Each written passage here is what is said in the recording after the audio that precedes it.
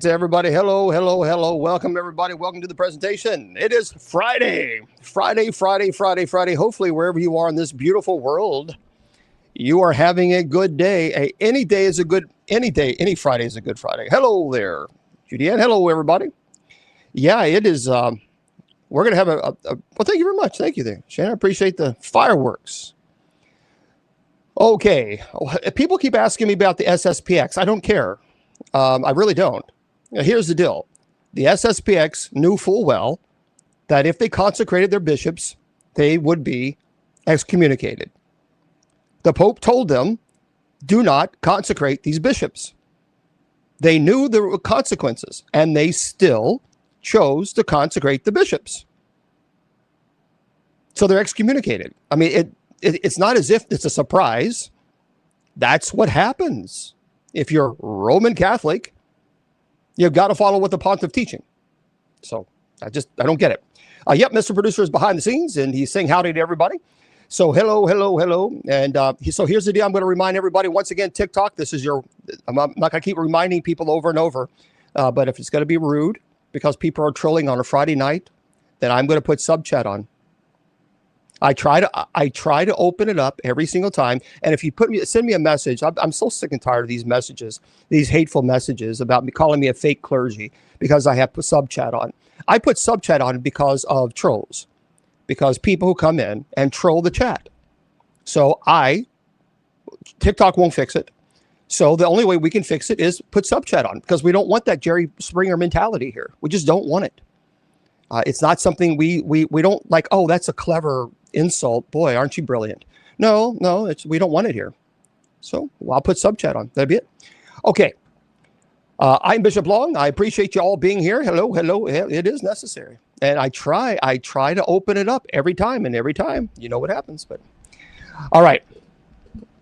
Oh, sure. Absolutely, user. Thank you for being here. So folks, if you want to go to my websites, you can do so. We're not going to do this Inquisition stuff. So you can go to bishopjameslong.com. Yeah, Don is asking Mr. Producer if Mr. Producer is drinking apple juice. We don't know. I can't yet, Judy. Remember, I get slammed. You got to remember, I get slammed. We got mods here. So remember, if I put sub chat on, then I get slammed on the other social media platforms, and I have to stop the show. And so that's the problem. So I understand it. But it's kind of like, when you have all these chat rooms open, it's kind of, So if you want to go to my website, bishopjameslong.long.com, bishopjameslong.long.com, and head on over yonder if you'd like and check it out. Well, that's why we're supposed to have four or five mods, I think. Hopefully we do. And yeah, we're busy. It's already started. We're not even out of the gate. Actually, what you just did is a violation. It's a federal crime. So I'm going to take a screenshot of you, and then I'm going to report you to my TikTok agency. Ooh, did you know that cyberbullying is actually a crime? It's a federal crime. Cyber stalking. Oh, I blocked them. I also have an attorney. I had to hire one. I had to deal with an issue. Okay. So bishopjameslong.long.com. Head on over yonder and check it out. And if you like that, it'd be great. By the way, I want to remind you, don't forget that if you want to know more about my apostolic succession, we'll just go to bishopjameslong.com, click on apostolic succession. It's all there for you. I've been doing the ministry now for 25 years. I do not charge, never have charged. Well, you have sub chat on. You got to keep people away like you away. So, but if you want to click on the books link, please do so. And if you purchase these books, the profits goes to our friends, the MKS kids. It goes to the MKS, and we want to continue to help and support them. Now, by the way, I did find out some. Well, thank you, there, Salty. So for those of you who want to know about the update on the MKS, So there is one of the children. She has a pretty large tumor on her face, and we were able to raise enough money to have the surgery. So that's a blessing. That is an absolute wonderful, wonderful blessing. So thank you to this community for supporting the MKS. Right now, they did do some blood work on her, and her kidneys they're going to have to kind of figure some things out on the kidneys. But they are going to schedule the surgeon. But her kidneys are they did some blood work, so there's some issues and that's to be expected with having these forms of tumors. So hopefully they can kind of get some medicine and take care of that. But we were able to raise the funds to get her that life-saving surgery, because that's exactly what it was. I mean, this is a large tumor growing on her face, and we don't want it to keep going especially into the eyes. She's scared. So for those of you who don't know, the MKS Kids Foundation, we sponsor them. And we're the only ones in the entire world. We're the only ones sponsoring this orphanage. And we've had Abraham on. He is the director. And he has told us that if it wasn't for our help, they wouldn't be able to do it. They wouldn't survive. We always bring him on after night prayer is over. So if you would like to meet this young man who is the founder of the MKS, please stay with us for night prayer. We have night prayer at 10 p.m. Eastern, and then we bring him on. Abraham, he's talked about this, and he's done his presentation. He was homeless at 3 years old. His stepmother, they removed him from the home. And so at 3 years old, he was on the streets. And, when he told his story, you could tell it brought back a lot of trauma. And so what he did is he turned that trauma around, and he started the MKS Kids Foundation, which is a legally recognized orphanage. And he has now 30 children. And he takes care of these kids. I mean, he feeds them, he clothes them, he shelters them, he educates them. So, it was. So to me, it's a really powerful, very powerful testimony. And that's why I love this organization so much, because you can support that. What I don't support, and I want to make it very clear, I don't support people who are able to work and then want a handout. No, get out and work. Get out and do what everybody else does. Work. Stop expecting everybody else to pay your bills. Work. If you can work and you're not permanently disabled, then you need to work. Stop this gimme nonsense. We don't believe in enabling. I don't believe in enabling. But this constant asking, gimme. I watched on TikTok, I was scrolling through, and this one person was just lecturing people on their life, lecturing and just being nasty because they wanted their room to be paid for. And it's like, well, you're watching me, so you need to start paying. And you need to start working. Maybe if you go get a job, you wouldn't have to worry about people paying your bills. How about that? I've worked since I was 14 years old. I've worked all my life. So I don't believe, if you're able to work, then get out there and work like everybody else does. What I love about the MKS Kids Foundation is he really takes these kids that have nothing. And so I think it's absolutely wonderful. Right. Yeah. I teach. Why would you ask that question, Pluto? Really? My nephews are, I have two nephews that are black and I have a niece that's black.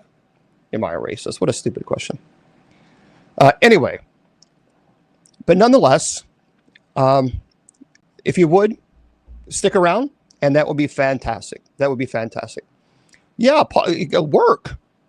I mean, that's what I believe. Now, so if you want to go to the church's website, thank you very much for the gifts, everybody. It's usocc.org, usocc.org. I want to remind everybody, don't forget that if you offer a gift and I don't thank you, it's not because I'm being rude. It's because I run the show on two different computers.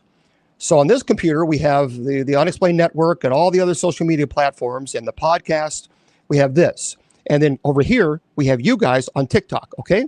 So if I don't see the gift It's only because I'm looking at this computer, and I apologize, okay, firsthand, if I miss it. But we're going to get into this presentation. By the way, I'm calling Willie Windwalker at 8:45 today. So in about, I don't know, 35 minutes or so, I'll give him a call, and then we're going to bring him on. And because I think that's very, very important, especially because of his experience with skinwalkers. So tonight, my friends, we're going to talk about one of the most famous ranches, I think probably in the world. And that is Skinwalker Ranch. And seriously, moderators, if it gets too bad, let me know and I'll put sub chat on. It's a shame that I have to do that on a Friday night because people are just here to enjoy their time. But that just adds a lot more stress to me if I have to do that. So just let me know. So I want you to, before we get started, I want you to think about the last time you were truly, deeply alone somewhere, maybe out in the woods, maybe out on a long drive at 2 a.m., that feeling when the hair on the arms stands up for no reason at all. Now imagine owning 512 acres of land where that feeling never goes away, where it's just not a feeling, where things fall out of the sky, where your cattle are found with organs removed and not a drop of blood anywhere, where entire structures disappear overnight, where the U.S. government spent millions of dollars, your tax dollars, quietly investigating what's going on there. Tonight, we're talking about the Skinwalker Ranch. Now, I'm going to be straightforward. I have never set foot on that land. I would love to go, but I mean, after everything I've read and researched on this, on the Skinwalker Ranch, it's fascinating to me. But what I can do is take you through the history, the science, the government involvement, firsthand accounts from people who have lived through things on that ranch that still can't explain. So get comfortable. Maybe turn off the lights. Let's get into this. So let's set the scene. Skinwalker Ranch sits in the Utah Basin. It's in northeastern Utah. It's right near a small town of Ballard. So if you pull up on the map, it looks like nothing. It looks like every other stretch of high desert. Now, there's sagebrush, dry hills, LaSalle Mountains, way off in the distance. Nothing about the landscape screams haunted. But here's the first thing that should give you pause: the location itself. So the ranch sits on the edge right there of the Ouray Indian Reservation that's a home of the Ute tribe. It's roughly about 480 to 512 acres. And, by the way, depending on which, Uintah, depending on which point of history you're looking at, the boundaries have shifted slightly over decades. So it's remote. So hello, everybody. Welcome. I'm doing a presentation. We always do a presentation when we're here, so that's what we're doing. We'll answer your questions a little bit later on. Now, we're talking miles from the nearest town, miles from street lights, miles from anything that would explain away strange lights. In the sky, it's just maybe a plane, or is it something else in there? Now, geographically, this region has a strange reputation that goes way further than any of the ranch's modern owners. The Ute tribe and the Navajo people in this region have oral traditions about this land, about it being a crossing point, a place where the boundary between what we consider normal and what we consider other gets in. And I want to look, I got to be respectful, because a lot of what gets thrown around online about native beliefs tied to this land it's oversimplified, flat out disrespectful. My grandmother and my grandfather were both Cherokee. And I find it kind of insulting where all the time people say they have all these demon activity, violent activity. Well, it must be on native land. Well, isn't that just a humdinger? Well, that's just great. And then that kind of gets a little frustrating for me, because it's immediately when all heck breaks loose and, well, it's gotta be native. That's what it is. Anyway, so we've got to talk about this properly.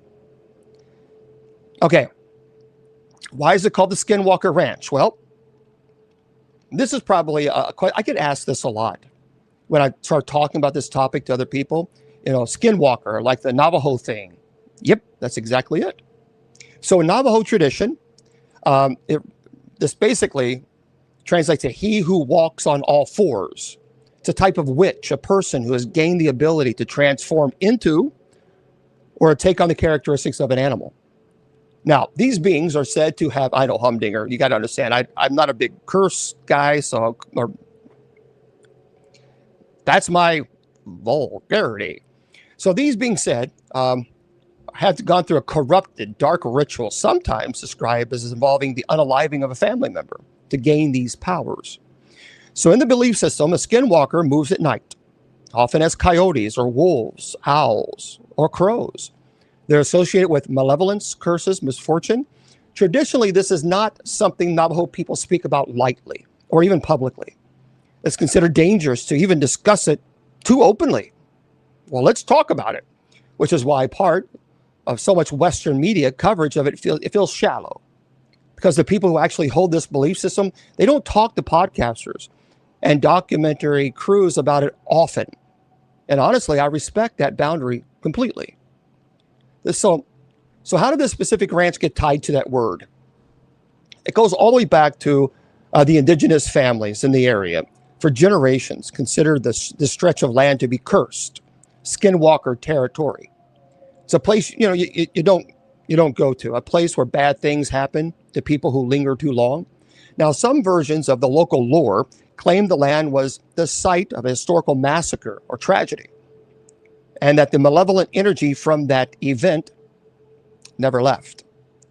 So I promise you, I'll get your questions, guys. I have 70 pages of notes that I prepared for this show and this show alone.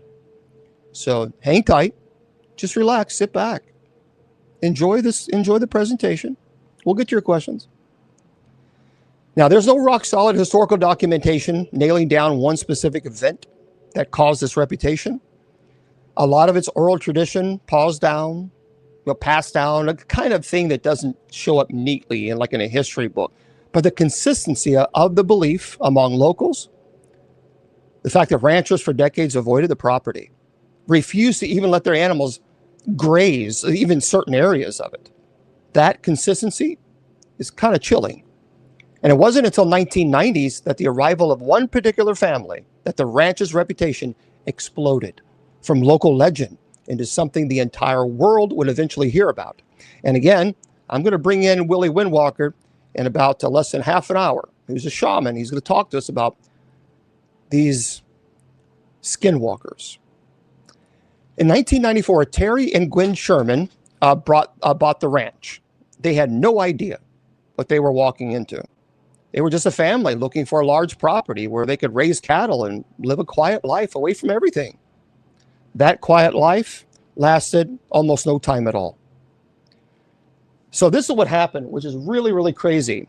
Cattle mutilations started almost immediately. Animals found dead with surgical precision cuts. Here's what's interesting. Organs removed. And critically, no blood. No blood at the scene.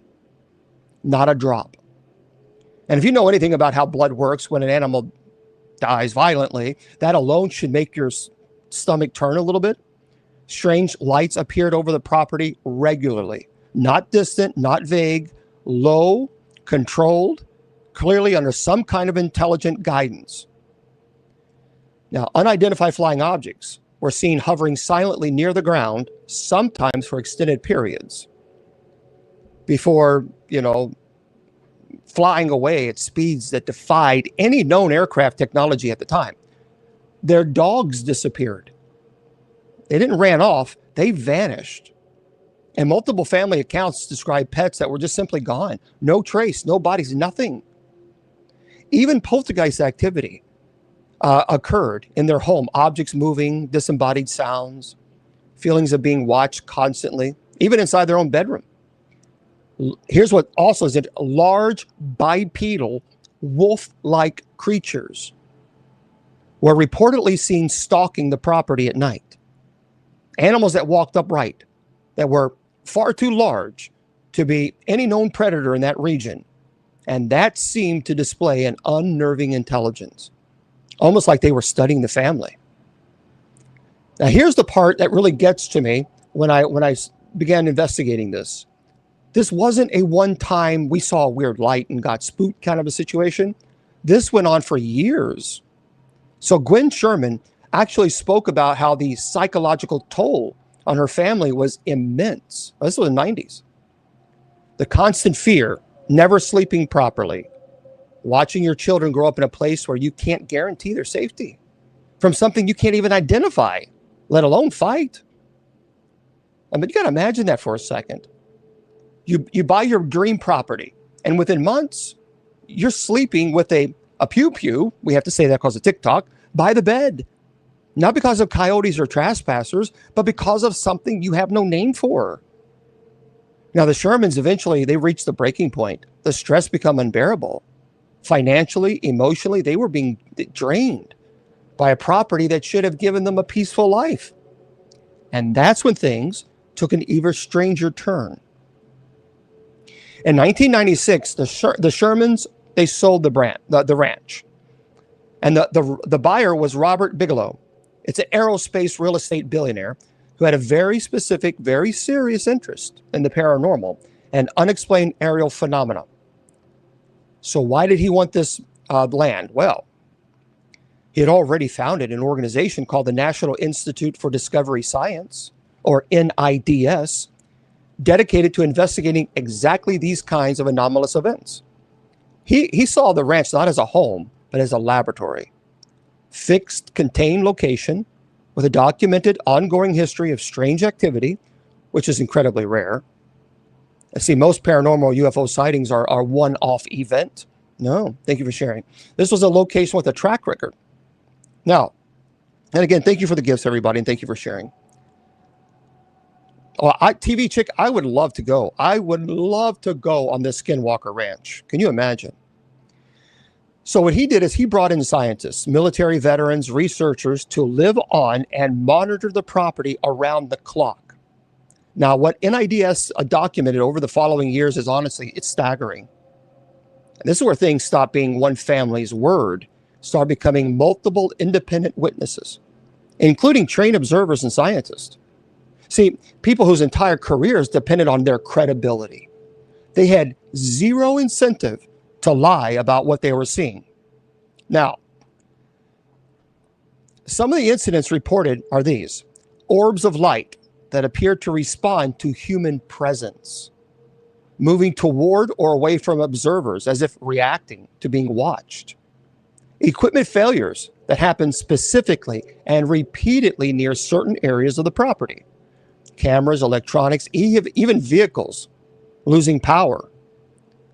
There was also sightings of large, dark, humanoid or animal-like shapes moving at the tree line, always at the edge of visibility, always vanishing before it can be conclusively identified. It was a recurring feeling described by multiple unrelated researchers, a sense of being watched, dread, that would come on suddenly, overwhelmingly, sometimes making grown, trained adults want to leave the area. Now, thank you, TV Check. Thank you very much. Please do. Wouldn't that be amazing? That would be, I'm going to give you a follow back. That would be fun. Oh, it's a private account. You have to accept my follow, but that would be amazing. So, this is amazing. So here's where it gets even bigger. Because remember, Bigelow wasn't just some guy with a hobby. He had connections. In 2007, it came out that the U.S. Department of Defense had quietly funded a program called the Advanced Aerospace Threat Identification Program. And guess who was involved in setting that groundwork for that kind of research? Bigelow. Now, the full extent of what the government knows or knew about the Skinwalker Ranch specifically, it's still murky. Some of it's genuinely classified. Some of it has been slowly declassified in drips and drabs over the last several years, especially with the renewed public and congressional interest. Well, but think about that for a second. A ranch in rural Utah that by all appearances is just scrub land and cattle pasture was significant enough to draw the attention and funding of the United States Department of Defense. That's pretty interesting. So in 2016, the ranch changed hands again, this time to Brandon Fugel. It's a real estate mogul from Utah who purchased it for a reported $4.5 million. Now, Fugel, and by his own admission, went into this as a skeptic, a businessman, someone looking at real estate investment, maybe with some curiosity about the legend, but not a true believer. That didn't last long either. Within his first years of ownership, he reported witnessing a massive metallic cube-shaped object hovering near the property, an object that seemingly appeared and disappeared. Defy any conventional explanation. Military-grade sensor equipment installed on the property has recorded anomalous radiation spikes, magnetic field disturbances, unexplained atmospheric phenomena. He had a security team and researchers. They documented on camera actual footage, not just testimony, strange aerial objects performing maneuvers that violate basic principles of aerodynamics as we understand them today. So this eventually led to the History Channel series, The Secret of Skinwalker Ranch, which started in 2020. And is honestly, it's a big part of why this location became a global phenomenon rather than just a regional legend. Now, look, here's my honest take here. Reality TV, by its nature, has to create drama, has to create narrative tension for ratings. So I'd encourage anyone diving into this topic to watch that show with a critical eye. It's still a great show. But here's the thing that keeps this from being dismissed as pure entertainment. The researchers on that show, they are actual credentialed scientists, physicists, geologists, aerospace engineers. And that's why I think I respect so much of this particular, the History Channel's show, because it's not like they're just putting up John Doe who has no training whatsoever. These are actual, very respected scientists. And that's the difference between this and your average haunted house show. There's institutional, scientific weight behind the strangeness here. So let's talk theories, because there are a lot of theories as to what is going on. Because at this point, I think you're probably asking the same question I asked when I started researching this. What could possibly cause all this? The lights, the creatures, the cattle mutilations, the missing pets, and even the government interest. Well, let's go through a couple of them. The first theory is extraterrestrial activity. That's the most straightforward interpretation, given the aerial phenomena. The consistent sightings of structured metallic craft performing physics-defying maneuvers strongly suggest to many researchers a non-human, technologically superior intelligence. Yet the cattle mutilations in this theory are tied to biological sampling, a grim clinical explanation for the surgical precision and no blood. See, that's the thing where people can't. How is it you have these cattle mutilations, you have organs being removed, and there's no blood? Not even a drop of it. And their precision. The other theory, there's a theory too on this, interdimensional or thin veil activity. Again, guys, there's a lot of people asking questions. If I answer every question, I'll never get through this lecture. Everyone needs to just pause, okay? I'm one person trying to present a 70-page presentation that I worked on for quite some time. So just relax. Just enjoy. Just hang tight on the questions. Okay. Willie's coming on in 15 minutes. That's why I'm trying to get through this. All right. Now, some researchers, including physicists, working with a modern research team, have proposed that this location may sit at a point where the fabric between dimensions or realities is somehow weaker. Now, under this theory, what we're seeing isn't necessarily alien visitors from another planet, but entities or phenomena bleeding through from an entirely different plane of existence. I don't know about that. And that would actually align disturbingly well with the original indigenous belief but the land being a crossing point, a place where the walls are thin, spiritual walls rather. The third theory is government experimentation. That this is a more grounded, though unsettling theory, suggests some of the phenomena, particularly historical sightings dating back decades, could be tied to classified military testing in the region, given Utah's proximity to numerous testing and research facilities. I think but it wouldn't explain everything. Some researchers believe it could account for at least some, I think, of the aerial activity, but what about the mutilations? What about these creatures that people are seeing? And there's a fourth theory. It's a convergence, a natural, psychological, and something else entirely. And I think this is a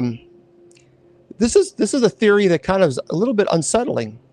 Some scientists studying the branch have found unusual geological and electromagnetic properties in the land itself. High concentrations of certain minerals, unusual magnetic field readings that could theoretically interact with the human brain in ways that produce hallucinations. If you are in a home that has high EMF readings, many times people will experience some form of hallucination. But, and this is the key part, this theory doesn't fully explain the physical evidence. The cattle mutilations are physical. The equipment malfunctions are physical. Multiple independent witnesses across decades reporting similar experiences isn't just one person's brain misfiring. So I think even the most grounded scientific explanation still leaves the door open. And that's the scariest part because we don't know. I want to talk a little bit about some firsthand testimonies because these are amazing.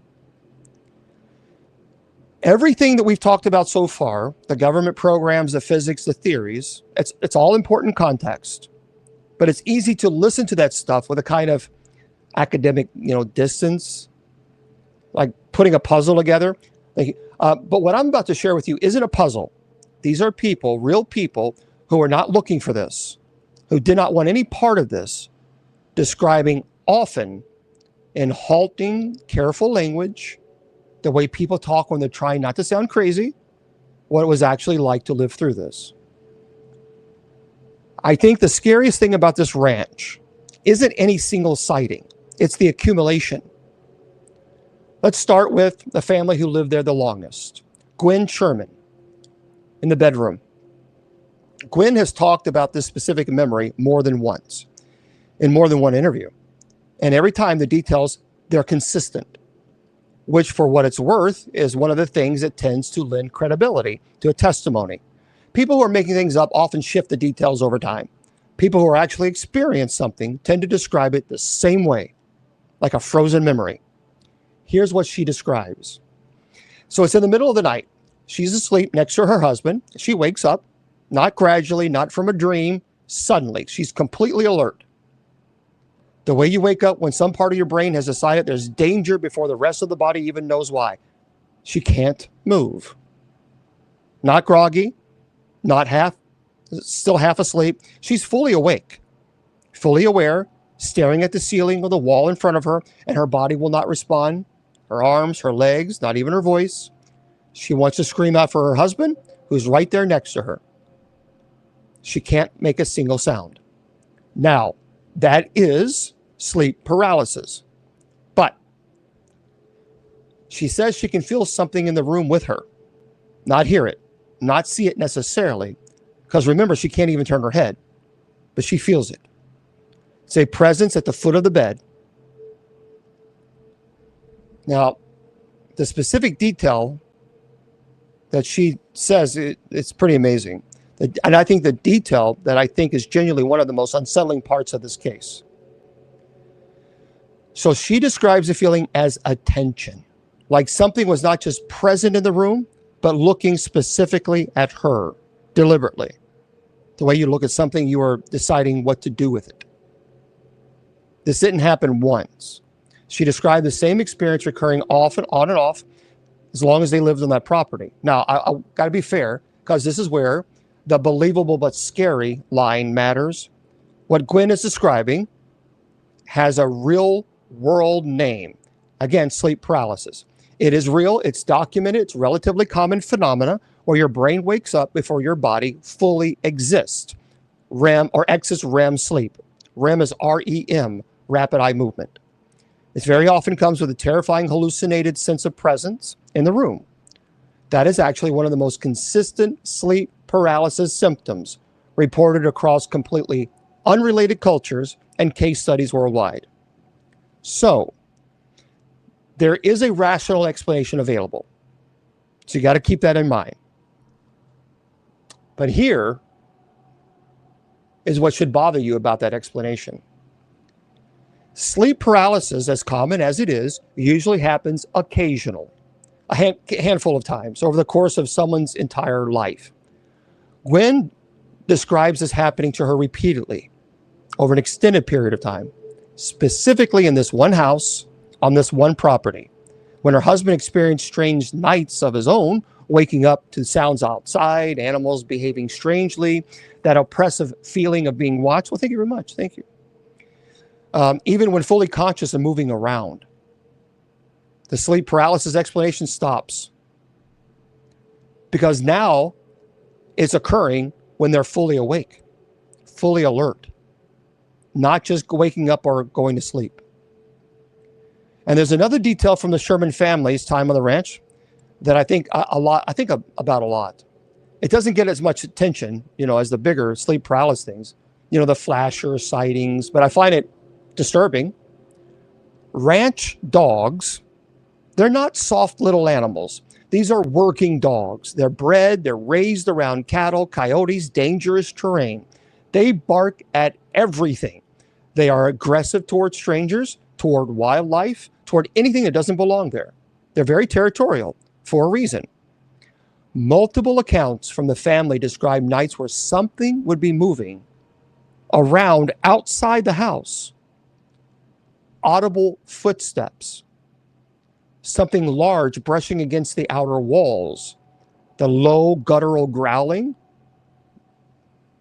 that some witnesses describe hearing near the property. And the dogs, they would not bark. They would run away and whimper and hide. Now when I read that, I thought, oh, that's a problem. See, grown ranch dogs, the kind of animals that would normally charge a coyote twice their size without even hesitation, found cowering under furniture, shaking, refusing to go near windows or doors. They are silent, not even frozen. If you've ever owned a dog, you know that animals pick up on things that we can't perceive. Shifts in a room energy, or sounds outside that we can't hear, or smells that we can't smell. A dog that refuses to bark at something outside isn't a dog that doesn't notice a threat. It is a dog that's decided the threat is too dangerous to challenge. Thank you. And that's the detail that gets to me. Not the lights in the sky. These ranch dogs going quiet. Now, there's another person, Junior Hicks. It's a local school teacher I mentioned earlier who spent decades logging sightings across this basin. Has one account in his files that I think I really thought about when I did this presentation.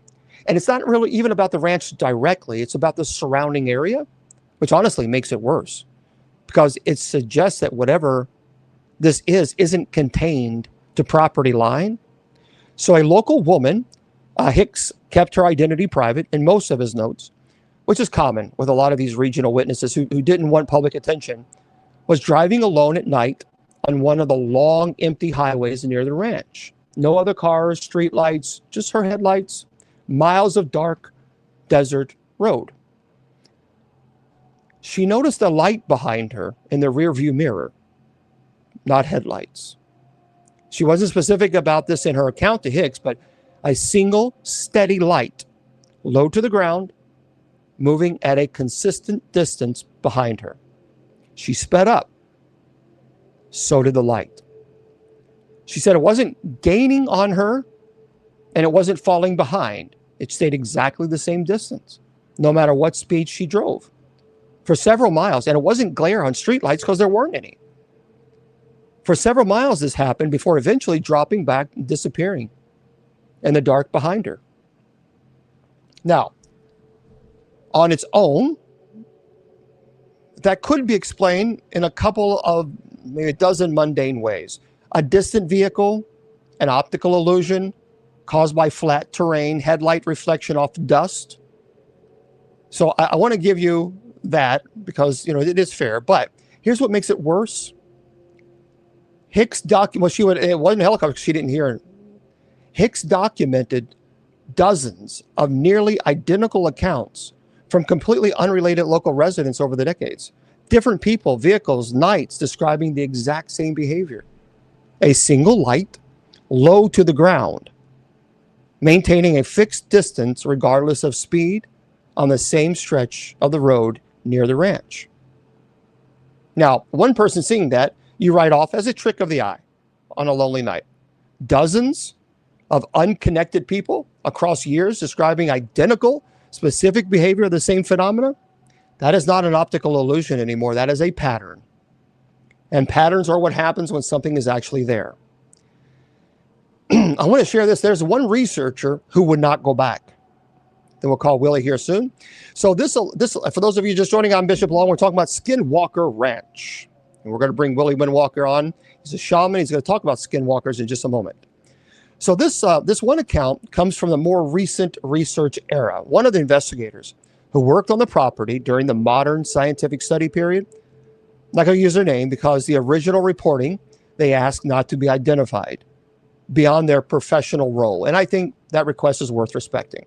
Okay, so this person was part of a small team doing an overnight equipment check on one of the more remote sections of the property, an area that other researchers had already flagged as producing unusually consistent electromagnetic readings. Standard procedure: check the sensors, log the data, head back before sunrise.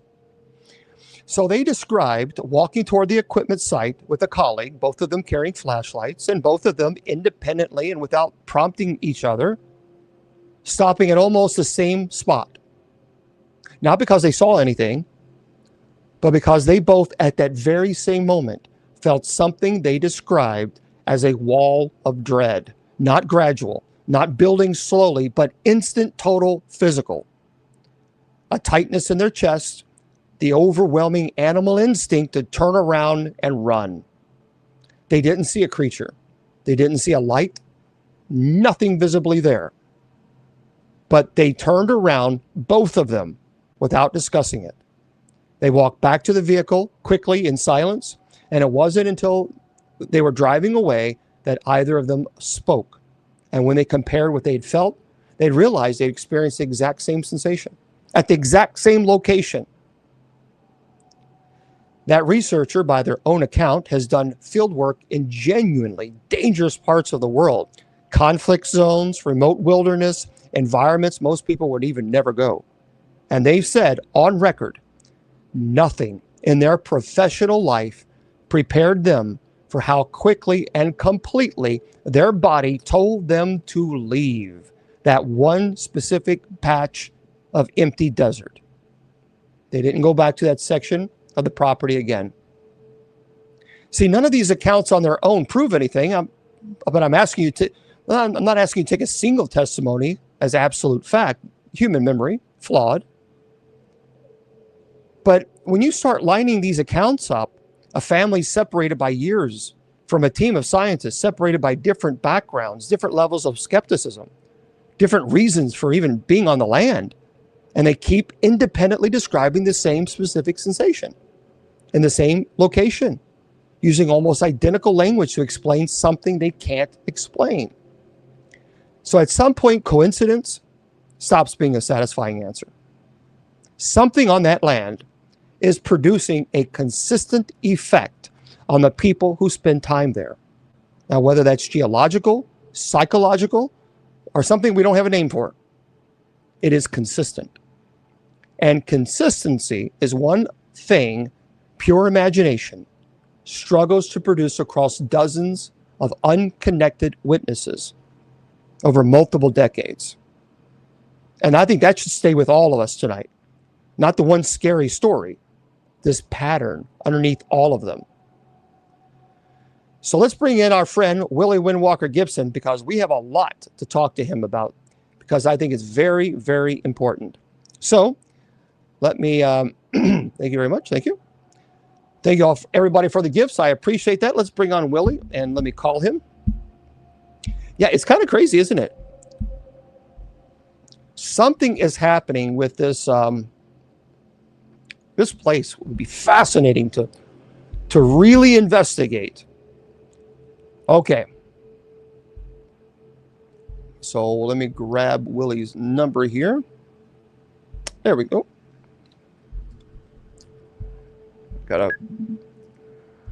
All right. Hello there, Willie. I'm here, James. Well, I appreciate you being here with us, everybody. This is Willie Windwalker Gibson. He's been on our show on multiple times. Everybody loves Willie Windwalker Gibson. He is a shaman. I've known Willie for many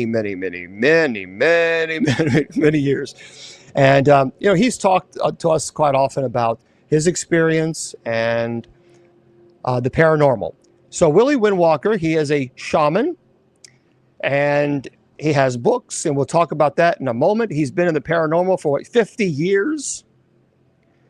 And I think this will be a great opportunity now to bring Willie in on this conversation so we can talk about this Skinwalker Ranch. But before we do this, let's do a couple questions, like introduction questions, because there's a lot of new people here tonight. Willie, you describe yourself as a Christian shaman. What does that mean in your spiritual practice? Well, I was raised Pentecostal, James, and I was raised Christian, came from a Christian family. Now, my father was Native American, so I was taught the Indian way, and I was also taught, the Christian way. So I actually had several Christian ministers in my family who were Pentecostal. My dad was a lay minister, and I'm actually a Pentecostal minister too. I'm ordained. So, and people keep saying, well, you can't be both. You can't be a shaman and a Pentecostal minister. Yeah, you can, because we work for the same being. We work for the same entity, the Great Spirit. And Willie is a Christian. He accepts Jesus Christ as the Lord and Savior. So let me ask you this. How did your Christian faith and your shamanic experience, how did they come together? Have they ever been in tension with one another? You had mentioned that people say you can't be a shaman and a Christian at the same time. How many people have, so to speak, thrown stones at you because of that? Quite a bit, James. I mean, I've had to be escorted out of buildings before because I would set up my totem readings and at an event, and you would have people come by and throw Bibles at me and spit on me. I actually had to be escorted out of the building, my wife and I, one time from an event, and I've actually had to have the police follow me out of the area because they were afraid people were going to come and try to hurt us. So, and then, I've actually ran a spiritual church where I did regular services, but we had healing services like an altar call. They'd come up and I would, do prayers and healing, and I would also give readings, from if people had people come in from spirit that wanted to talk to them. I've done that. So people love that kind of stuff, but people just didn't understand, especially where we live at, what a shaman is. They go by what they see on TV, the Old West and the medicine man and doing curses and all kinds of stuff. It's not like that. Shamans are actually spiritual people, and we just use earth, wind, fire, and water, and we use every direction, and we use nature as our tool. And we believe in the Great Spirit. We don't go out and do curses. We don't, we bring joy, not to destroy. Yeah. And how do you distinguish then, as a shaman, between a genuine spiritual encounter, a psychological experience, folklore, or even deliberate deception, which unfortunately happens? How do you distinguish those? Me personally, James, I go by the energy, and that's what we're working with here with Skinwalker Ranch. It's got to be the energy and what the land is made of, and it's causing some kind of energy to bring certain things. I believe that Skinwalker Ranch is full of portals. Well, we'll get there. We'll get there. We'll get there. Okay. I'm more focused on you and introducing you to the people who may not know you. So that's what we're doing first, and then we'll jump into the Skinwalker. Let me ask you, what role? And I know prayer is important to you, but what role does prayer, discernment, spiritual protection play when you're dealing with reports of alleged entities? So let's say that someone contacts you and says, "Hey, Willie, we have a demonic issue in this home. We want you to come out." What is your process of prayer, discernment, spiritual protection? What is your process? Well, you can't fight something with a weapon. Like a usual weapon. You have to use your faith and the faith of God. And I myself use my spirit guides, which I have used many a time, and I can tell the good from the bad and the cons. Okay, I've ran into a bunch of cons out there that say they're shamans or they're this or that, but when I get into their energy, I can feel different. I go by the energy of the land and what's around me. Well, now, how do you know? I mean, that really is this is I think, very important. How do you know if someone is a true shaman versus someone who is not? By the field, James. I mean, if you get into a real shaman's energy, and if another shaman gets into another shaman's energy, they're going to know they're a real thing because they got almost the same energies. Okay. The energy flow from the Christ-light energy. All right, let's get into the Skinwalker Ranch and indigenous traditions. Willie knows, both my grandmother and my grandfather were both Cherokee. And so beautiful people, beautiful souls, they're very, very devout Christians. What is and I think it's such a shame that people still, even to Christians, still look at, indigenous people as pagans. It's like, oh, give me a break. What are we now in the 15th century? What is a skinwalker according to indigenous tradition, and how is that understanding different from what popular media says it is?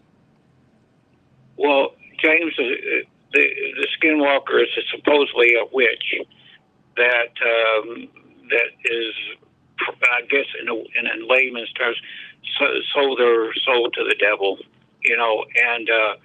and they've been known to eat flesh. And people don't know this. You can conjure a skinwalker. You can. Well, it's not. You can conjure a skinwalker, and you can program a skinwalker to go after somebody. Say somebody's family did you wrong, and you conjure up the skinwalker and send it to that family. It will go after your family. It will go after the family's friends. It will go after the animals. It will come after that family. And if you move, you can move. We'll just move across, all across the United States. It'll follow you until its mission is over. Yeah, but you're going to pay a price for that. So you summon a skinwalker to do evil, you're going to pay a price for that, wouldn't you say? That's right. You are. Okay. So why is it important?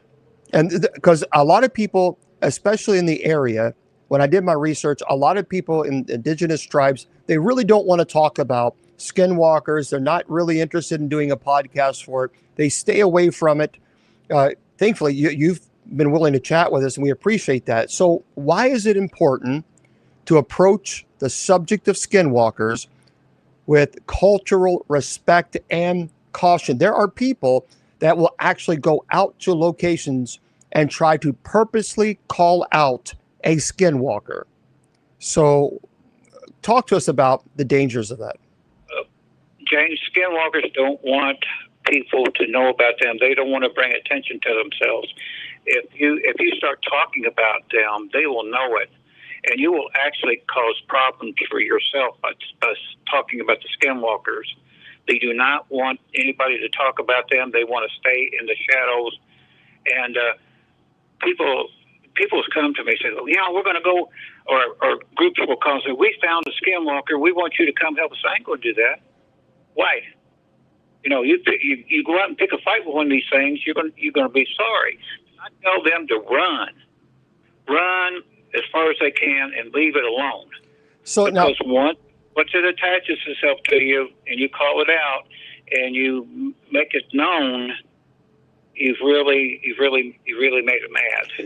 So that's why people don't talk about it. That's why the indigenous people don't talk about it. They don't want that skinwalker to be anywhere near their families or anything like that. Okay, so we have to address, I guess, this big issue. So there are many people who say that they practice witchcraft, and they would say that they practice white magic versus black magic, whatever it might be. And so now are we saying that these skinwalkers are traditionally understood as spirits, human practitioners, witches, shapeshifters, or even something a little bit more complicated than that? They're dark witches, and they also have the ability to shapeshift. And James, they can also be invisible too. So when you say witches, that implies a human being. Yes. So skinwalkers are human being? At one time. And so once they turn into a skinwalker, they're not human no more. And we're going to talk about that. So again, folks, if you have questions, I'll be happy to throw those out. I have a lot of questions, but yeah. So all right, let's jump into this. How does one, don't do it, but how does one become a skinwalker? Well, James, the skinwalker is said to be has unalived family members, ate human flesh, and really just turned itself into a walking animal type of thing. And do they have a soul? Yeah, they have a soul, and they're going to have to pay for that one day, but it's all about intent. You want to, if that's what you want to be, you can turn into one.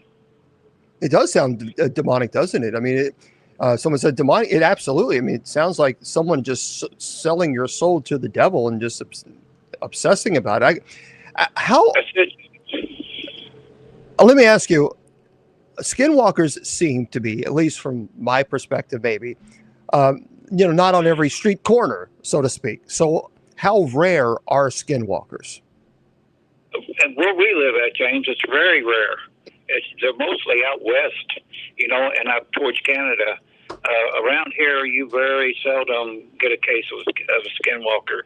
And I had one case. I don't know. It's Middle America. I think it was around Ohio or someplace up there that said that there was a skinwalker up in there, and they called me for suggestions what to do. And it was a group, and I said, run, get away, don't challenge it. If you think you have a skinwalker, get away from it. Ordinary people, ordinary paranormal investigators, they want to have investigators. Well, we got a demonic thing going on, and we're going to go in there and we're going to take care of it. But James, you've run across that before. What happens if they run into a true demonic case? Where do they go? Bishop DeLong, hey, we ran into a problem. What do we do? You got a problem, all right.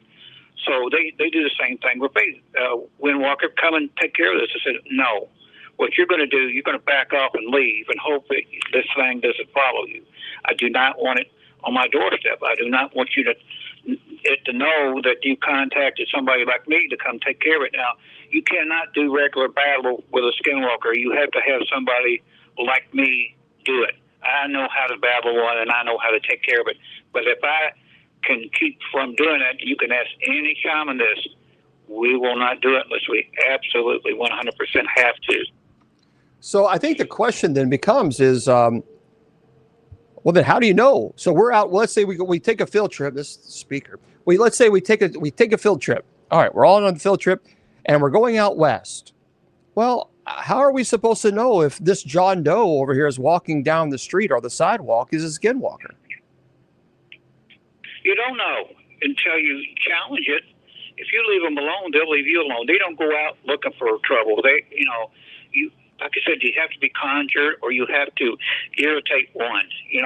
If you see a guy walking up the street and he happens to look over to you and he's got red eyes, keep on going. Keep on going. Don't mess with it.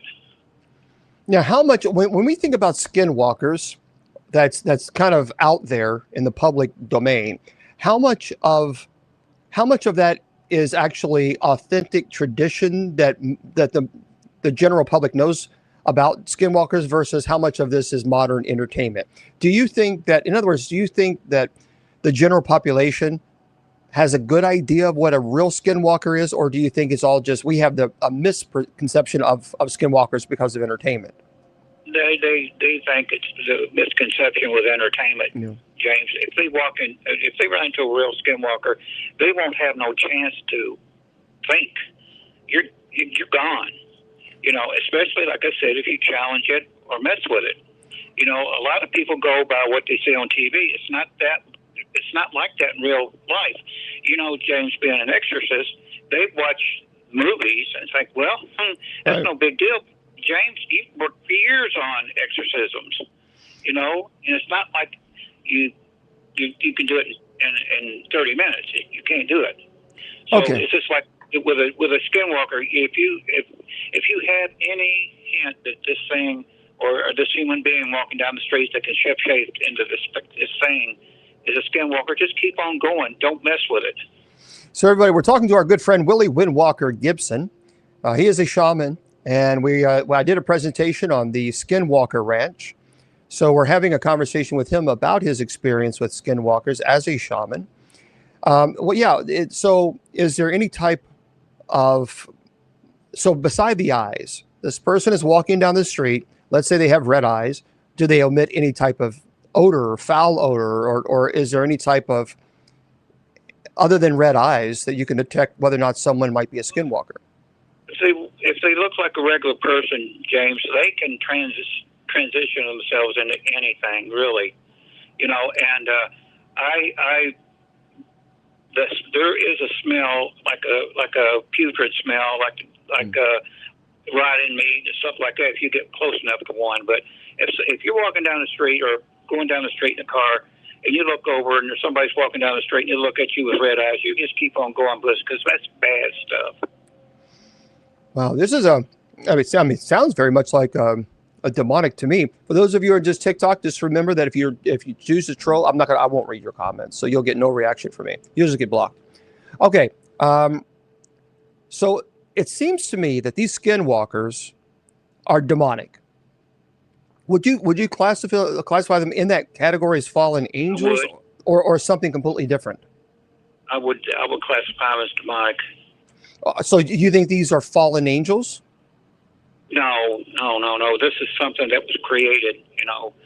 This was something that wanted to be what they are. So they're influenced by fallen angels.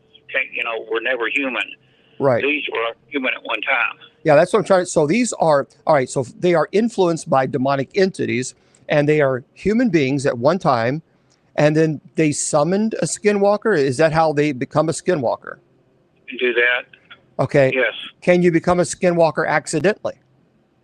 No. Okay. So you have to summon a skinwalker.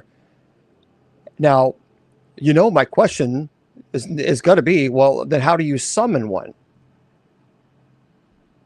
Well, James, if you're into the dark arts, you can put intent on anything and summon anything, any kind of spirit in. You have skinwalker spirits out there that are roaming around that can inhabit you, and you can become that thing. Right. And see, here's the $1 million question. You got to understand. I said, don't do it, but I'm interviewing a guest. And so the question as an interviewer is, well, then how does someone if you're going to talk about, for example, how do you summon demons? I'll tell you. Well, you can play with the Ouija boards. Don't do it. You can go into places that you shouldn't go and say, I dare you to. I got to teach you how this is how people do this when it comes to demonic entities. So when talking about skinwalkers, the natural question would be, well, how do people summon them? That's what anybody would ask as an interviewer. So What are some misconceptions or common misconceptions about skinwalkers that you would like to correct? Misconceptions. Like people think that they are aliens, or people think they're all demons, or No, they're not aliens, James. It's a person that wants to have power, and the power of the darkness. Okay, and they can sit down and especially if you're Native American, conjure up these things, conjure up these spirits to come to you. I mean, and if that spirit enters you and you do your first unaliving a person, and you take pieces of that person and you devour it, you take on some of that energy of that person that you killed or unalived. Yeah. So like Jeffrey Dahmer. Yes. Would you consider Jeffrey Dahmer a skinwalker? No. Okay. No, he was a cannibal. There's two different things. Okay. What I'm trying to understand, what I'm trying to figure out is, all right, so John Doe is over here, and John Doe is thinking, you know what, I think I want to be a skinwalker. So then John Doe has to unalive and then consume the flesh, and then of course with the intent calling out a skinwalker or whatever ritual dark magic they perform, and then they have this skinwalker attachment. Is it like a demonic attachment? Is that how it works? Yes, James. Every time they unalive somebody, they take that person's energy. They think they take that person's soul. Okay, and that makes them more powerful. Well, not a soul. The energy. Yeah. So, but they think they take their soul. Is that what you're saying? Yes, and they just keep consuming, and then after a while, James, they just start to fall apart because they're not human anymore. Then their human form starts to tear away from them, and then they turn into these creatures. It's interesting. So here's what I find fascinating about this particular topic and demonic possession. Because when you're under demonic possession, the body will contort. The facial expressions are very unnatural.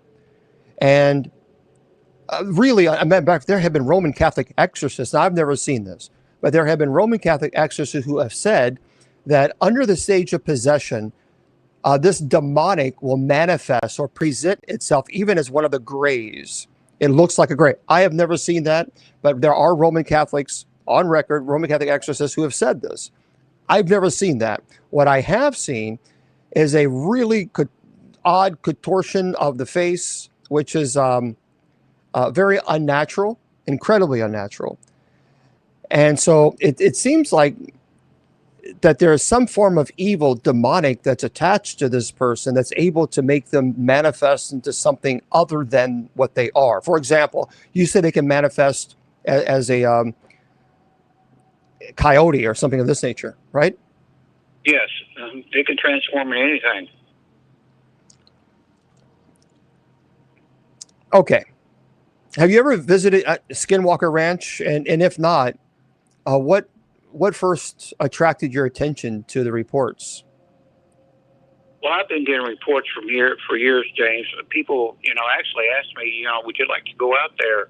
But you have to really be invited out there to do anything, And then the show come on, I started watching it and seeing what the scientists were doing and firing rockets and all kinds of things. And that's what got me interested in it. And of course, will I go there one day? Yeah, if the means was necessary, But I've known other sensitives that were just in the area, and it affected them. The energy affected them, made them all wacky and stuff, and their gifts and stuff got all messed up until they got away from there. So there's a lot of different energies on that ranch. Before you came on, I was talking about, people seeing these strange lights in the sky, animal mutilations, missing time, apparitions, unusual creatures. I'm curious about your thoughts on this animal mutilation, because what I find very odd about this is there have been cattle that have had organs removed, precision cutting. I mean, we're talking surgeon precision cutting, and removal of these organs, and there is no blood. There's absolutely not even a drop of blood. And look, if you're going to take an organ out, and if you're going to, first of all, if you're going to cut an animal, there's going to be blood. That's just the way it is. How, Willie, can you give us, what is that, a skinwalker, or what do you, or is that maybe a UFO? What do you think these animal mutilations are? No, that's not, James, that's not a skinwalker. That's scientific stuff. I believe that because cattle are close to what we are, they're doing DNA experiments with different parts of that animal, and I believe it's scientific. Whether it's our government using that stuff or using lasers and stuff to do that, so there's not so much blood or whatever, and I mean, it could be. Well, I believe it's alien too. A lot of, like I said, James, a lot of stuff is going on that ranch. I mean, it's the minerals in it. There are things opening up and different dimensions and things. All that's going on in there, and there's also a dome over that ranch that's some kind of energy. Whether it's coming from what's under the ground or whatever, it's causing a dome to go over that ranch, causing radio difficulties and technologies going out, and different vehicles not starting, and people are actually getting sick on the ranch from these energies. Oh yeah, I mean, the electrical interference, no question. I mean, we know that the even our military has the ability to have interference when it comes to technology or cars, anything breaking down. A lot of people are, so there's a few questions asking. It's an interesting question now, because it's important. Skinwalkers, again, they are human, or they were human. I guess they still are human. So just, that's important to remember. But these cattle mutilations, that really does have me intrigued. Because even if it was, let's say, why would human beings do this? Because there are so many that makes no sense to go on a ranch and remove an organ from a cattle and ultimately unalive them just because we're doing medical experimentation. I mean, in other words, a scientific agency could easily go get a cow. And they wouldn't have to, jump over a ranch, go on private property, unalive this private property, this cow, which it is private. It's a property owned by. So to me, it seems very strange that is occurring, and the fact that there's no blood, that really has me perplexed. You would think, okay, there might be maybe a few droplets. There's nothing. They have lights that you can spray. And they have lights, the black lights. So you spray, and you can clearly see if there's any blood. There's no blood. That's what doesn't make sense. None.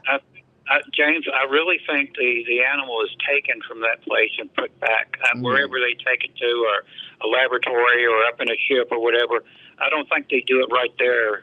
They do it wherever the laboratory is, and then why they bring them back and put them in the same spot, I don't know. I guess they just want them to be found. But the actual mutilation doesn't take place where they find it. That would be interesting. That is a very good, it's plausible explanation. So you have aliens then taking up these cows and doing whatever they're doing, and then putting them right back. That would explain something is happening. I mean, you can't just have a cow having surgical precision and then having their organ removed and no blood. I mean, the blood had to go somewhere. So. And you're right. Maybe they did remove it and as far as scientists, human being, there's no reason for a scientist to hop a fence and go on private property when they could easily get a cow, and then they don't have to break the law by getting one. Mystery I'm thinking of, James. Why did they even bring it back? They could just keep it and drop it someplace else, but they bring it right back to the same area where it was. But taken. I still haven't figured that one out, unless they just want it found. So, do you think now? Besides, now we're talking about Skinwalker Ranch. Besides the the alien abductions, there are many theories, and of course the Skinwalkers. There are also theories and beliefs that Bigfoot, a lot of people swear that Bigfoot is in that area. Would you agree or disagree with this? Well, I'm sure he is, James. I mean, that place is full of interdimensional portals. I mean, they've been, Bigfoot has been appearing and disappearing, and even in wooded areas. So it could be the same there too, just because it's a desert. I mean, if as long as they got a system where they can walk in and out of dimensions, sure, I believe he's there. So you believe some people, and it's interesting you mentioned portals, because there's quite a few people describe the ranch itself as a portal. So if you can just kind of from your perspective as a shaman, what does the word portal spiritually mean? And should it be used literally or symbolically, or just describe what a portal is from a shaman who is Cherokee? This is crossing in from one dimension into another. It's the same, for us too.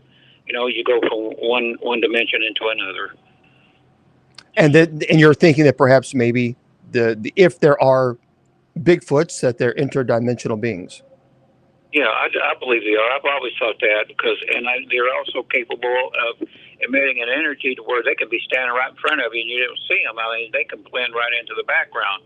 If you've seen some pictures of Bigfoot and it's been taken into the woods, unless you look really, really close and see them, they blend right into the background. You don't even see them.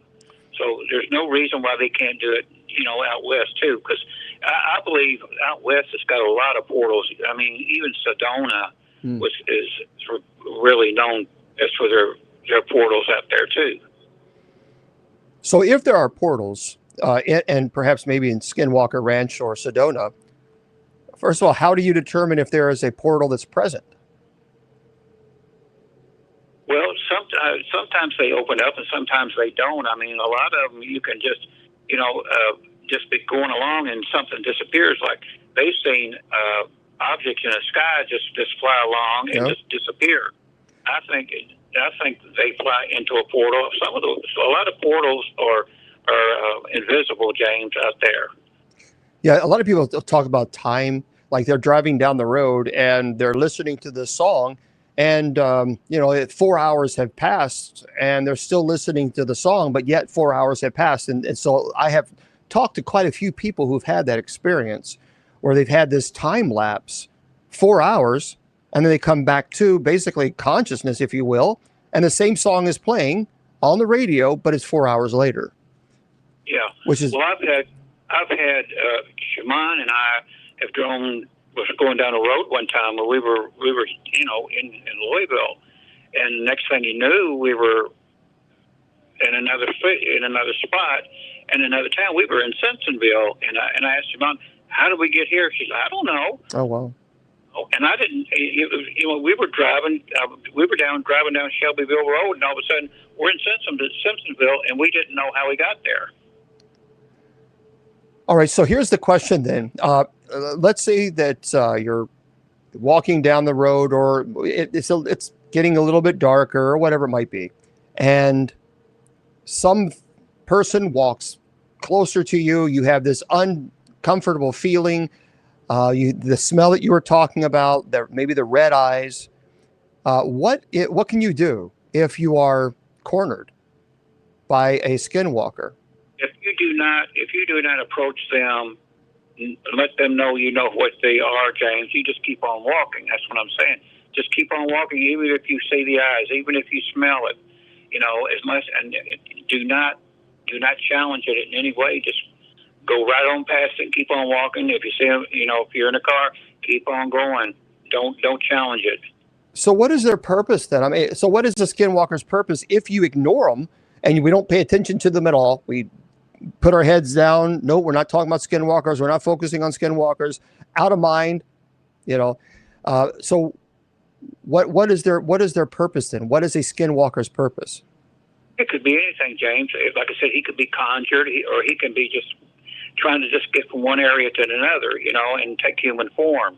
And like I said, the purpose, only they know the purpose unless they've been conjured or just going from one area to another. I mean, they could have transitioned into a dog or a wolf or even a bird. So you never know what their purpose is, really. It's hard for me to have this visual of a human being walking down the road, and they're the human being for all intents and purposes, and then that person is able to turn into a wolf or a dog or a bird. It's hard. It's very difficult for me and I will admit I'm critical on some points, but it's difficult for me to see that even as a possibility.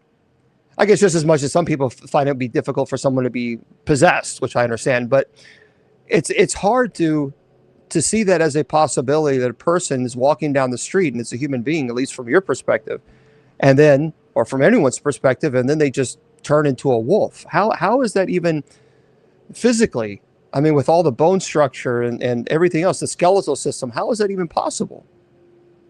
Well, a demon, James. I mean,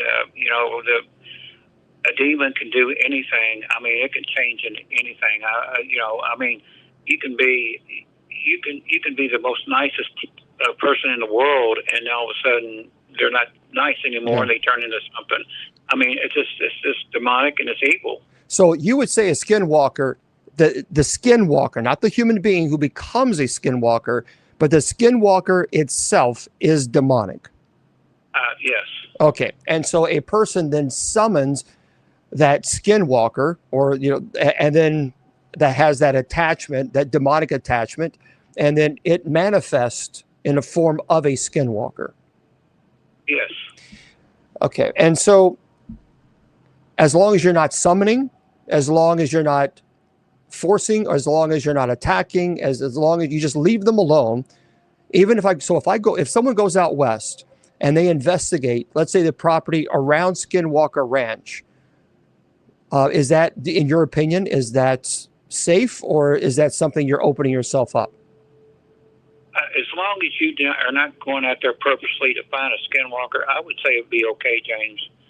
Don't go out. It's just like people, that go into a haunted house and they try to provoke. They say the house is demonic, and they try to say, "Hey, come and hit me, do all that." If you just leave things alone, especially a skinwalker, just let it be. You're okay. If you just want to go out and see, just to investigate and stuff like that, but don't provoke and don't summon.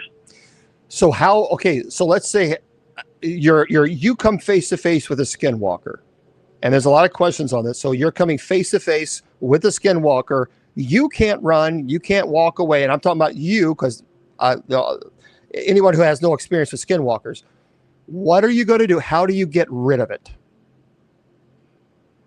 James, I could tell you, but it's just like when you do an exorcism, you have to keep some things to yourself. Same thing with a shaman. We have things that we have to do, and things we carry that we do not tell people about.